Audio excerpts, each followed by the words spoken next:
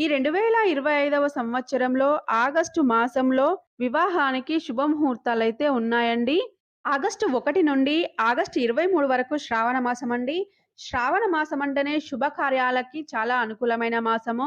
కాబట్టి ఆగస్టు మాసంలో వివాహానికి శుభముహూర్తాలైతే ఉన్నాయండి. అవి ఏమిటంటే ఆగస్టు 1 శుక్రవారము రోజున వివాహానికి శుభముహూర్తం ఉందండి. అలాగే ఆగస్టు 3 ఆదివారం రోజున శుభముహూర్తం ఉందండి.